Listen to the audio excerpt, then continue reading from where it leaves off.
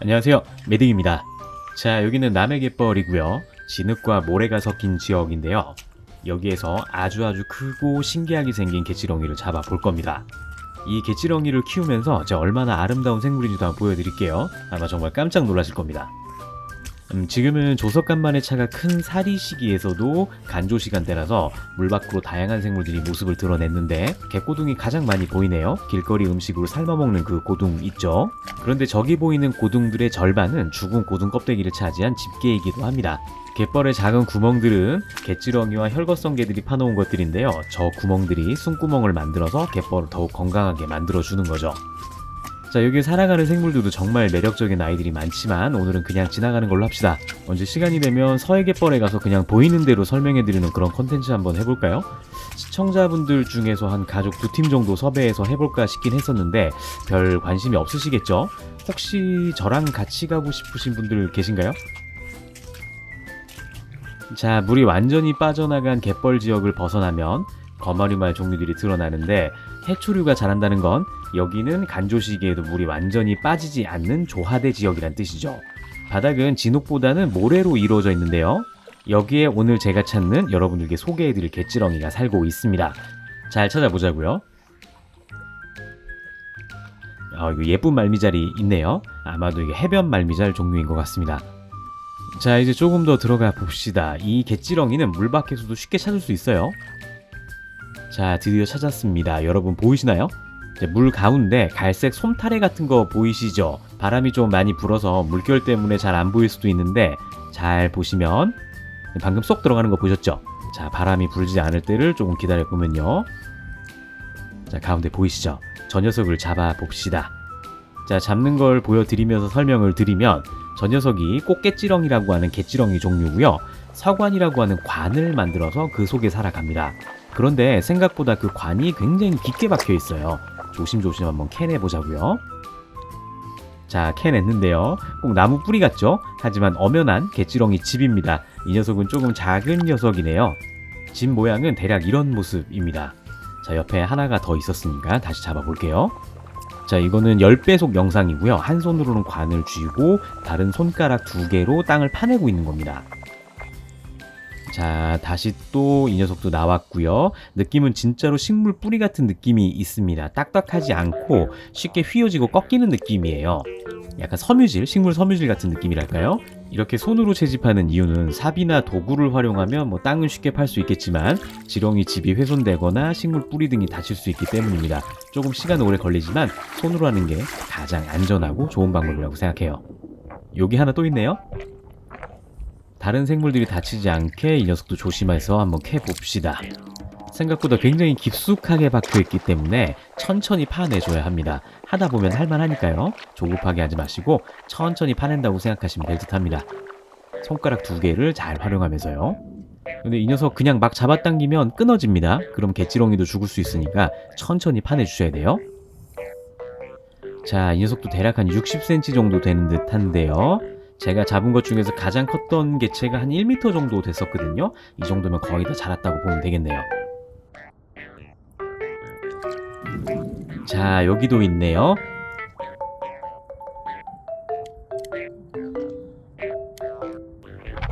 껍질은 이런 느낌인데 이 껍질을 서관이라고 하고요. 모래집이라고도 합니다. 이 서관은 자기의 몸에서 분비물을 내뿜어서 만들어내는데 자기 관 속으로 들어온 찌꺼기도 활용해서 만들기도 해요. 즉 해조류 조각이나 식물 뿌리는 물론이고 해양 쓰레기 간혹 가다가 쇠 조각이나 플라스틱 조각이 들어와도 집을 만드는데 활용을 합니다. 이 조직이 생각보다 굉장히 단단하기 때문에 이걸 활용한 의료 장비 등도 연구가 되고 있어요. 자, 여기도 있습니다.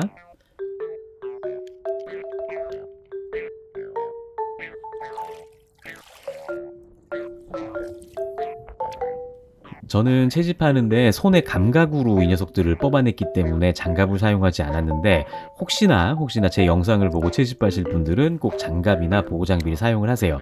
제가 이번에도 그냥 바닥을 파내리다가 낚시바늘에 손을 크게 다칠 뻔했습니다. 꼭 주의를 하시고요.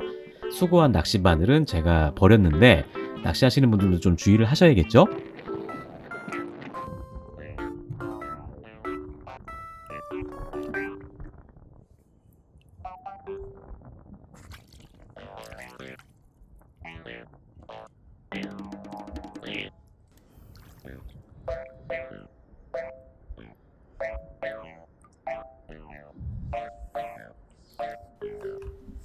자, 이렇게 채집은 마무리를 했고요. 자, 오늘 제가 채집한 갯지렁이 크기가 얼마나 큰지 한번 봅시다. 이 자가 60cm짜리고요. 이렇게 보니까 대략 한 60에서 70cm 정도 되는 듯 하네요. 사실 이것도 조금 작은 녀석들만 데려온 건데요. 자, 이제 갯지렁이가 어떻게 생겼는지 한번 봅시다. 자, 이 껍데기, 서관 앞부분은 잘라낼 건데요. 녀석이 금방 만들어내니까 걱정 마시고 작은 가위로 집을 오려내 봅시다. 위에서부터 조금씩 잘라낼 건데요. 밑에는 갯지렁이가 들어있기 때문에 갯지렁이보다 더 작게 자르면 안 되겠죠? 천천히 녀석이 있는지 보면서 잘라냈습니다. 자, 이렇게 보면 이렇게 생겼는데 위에 있는 실타래 같은 부분이 아감이고요. 전체를 왕관이라고 하기도 합니다. 방상관이라고도 하고요. 밑에 보면 우리가 알고 있는 형태의 갯지렁이가 들어있는데 이렇게 생겼습니다. 이게 죽은 거 아니고요. 살짝 빼내보면 굉장히 긴 갯지렁이가 있다는 걸 알 수 있는데요. 서관을 다리로 꼭 붙잡고 있기 때문에 쉽게 나오고 들어갈 수 있습니다. 실제로 이게 빼낸 모습이고 대략 크기가 한 40cm 정도 돼요. 저렇게 집 밖으로 나온 녀석들도 재빠르게 서관으로 넣어주면 문제없이 살아갑니다. 다만 수중생물이기 때문에 몸이 완전히 마르지 않게 물 밖에서의 모든 작업은 5분 이내로 끝내야겠죠. 자, 이제 이 녀석을 수조에서 키울 거기 때문에 적당한 크기로 서관 윗부분을 잘라내 줄 겁니다. 그런데 이 아랫부분, 막혀있는 부분은 절대로 자르거나 충격을 주시면 안 돼요. 구멍이 생기거나 찢어지면 막아주어야 되는데 그쪽으로 몸통이 빠져나갈 수가 있어서 죽을 수 있거든요. 제가 해보니까 구멍이 뚫리거나 찢어졌을 때 가장 좋은 방법은 위에 잘라낸 서관 부분을 잘 닦아서 엑시아 같은 접착제로 보수해주는 게 가장 좋더라고요. 참 설명드리면서 저도 참 별의 별짓을 다 해봤다는 생각이 드네요. 자, 서관 윗부분은 꽃게지렁이가 상태가 좋으면 금방 다시 만들어내기 때문에 과감하게 잘라내 주셔도 됩니다. 자, 이게 꽃게지렁이를 키울 수조인데 여러분도 아시는 분들은 아시겠지만 귀오징어 수조고요. 꽃게지렁이 2개체는 제가 살짝 심어 두었는데 완전히 고정한 게 아니기 때문에 마지막 꽃게지렁이를 넣고 확실하게 고정을 해줄 겁니다.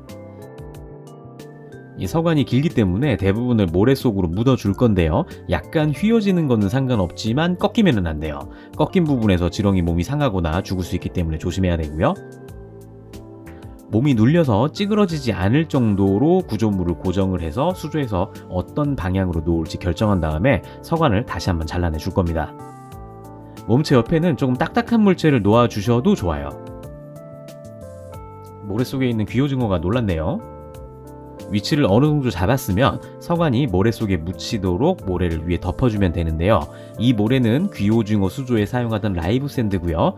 살살 위에서 뿌려줄 건데 이 라이브 샌드는 씻어서 사용하지 않기 때문에 분진이 굉장히 많이 생기지만 크게 걱정하실 필요 없습니다. 아주 금방 깨끗해져요.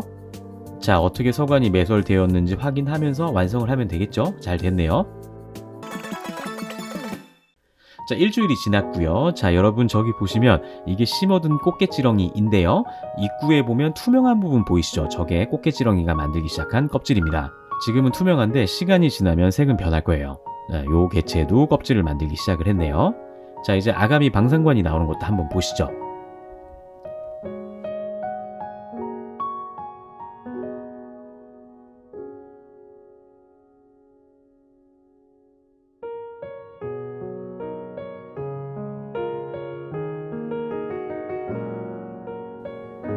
자, 이 녀석이 지금 내보낸 아가미실을 잘 보시면 검은색 점 같은 게 박혀 있는데 저걸 안점이라고, 눈이라고 생각하시면 돼요. 한 음영 정도를 구분한다고 하네요.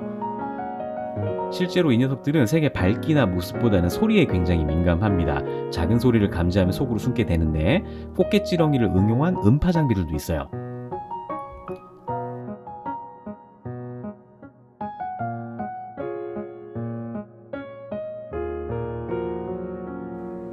작은 소리가 나면 굉장히 재빠르게 숨을 수 있습니다.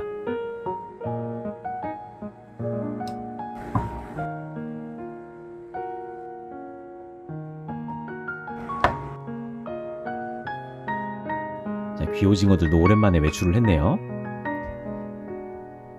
제가 이 꽃게지렁이를 비롯해서 여러가지 우리나라 생물을 키우면서 소개해 드리는 건 자연에서 관찰하기 좀 힘든 부분들을 보여드리기 위한 것도 있고요. 사육을 권하는 건 우리 토종생물들의 아름다움을 좀 널리 알려드리고 싶어서 그렇습니다. 사실 뭐 제가 좋아서 키우는 게 좋아서 영상 제작하는 게 크긴 하지만요. 보호종으로 지정된 생물들을 함부로 키우면 안 되겠지만 그렇지 않은 생물들은 무관심 속에서 많이 사라져 가거든요.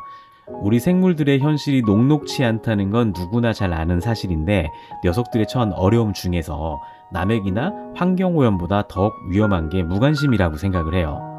유명한 대사도 있죠. 모르는데 어떻게 보호를 하나요? 그냥 자연에 두는 게 가장 좋다는 건 당연한 거겠죠. 맞는 말이지만 그것도 여러 가지 공감대와 사회적 안정만, 자연 시스템이 갖추어졌을 때 보호를 하고 그냥 두는 거겠죠. 아무튼 눈에 잘 띄지 않는 작은 생물들도 우리 환경을 지탱하고 있는 소중한 일원이고 아름답고 치열하다는 걸 좀 알려드리기 위해서 앞으로도 더욱 다양한 생물들을 소개해 드리도록 하겠습니다.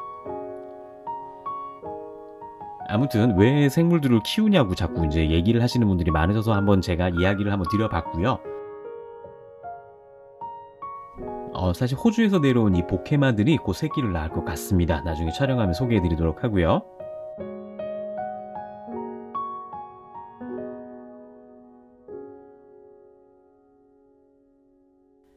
분명히 말씀드리지만 여기는 귀오징어 수조입니다.